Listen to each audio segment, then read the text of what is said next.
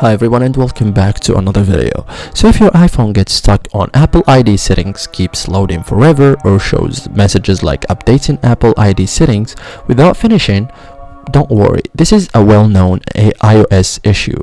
In iPhone settings 2026, it's usually caused by account sync problems, network issues, iCloud conflicts, or unfinished updates. So in this guide, I'll show you step by step how to fix stuck on Apple ID settings on iPhone in 2026 like a pro. Okay, so first thing first, why Apple ID settings get stuck. Common causes include iCloud sync errors, unfinished iOS updates, weak or unstable internet, incorrect Apple ID credentials, pending iCloud terms, or temporary Apple server issues. So restart your iPhone. So this is the first fix, okay, and the fast one. So power off your iPhone, wait 30 seconds and power it back on. Then open settings again and check Apple ID. This alone fixes the issue in many cases. You can also check your internet connection. Okay, so Apple ID settings require stable internet.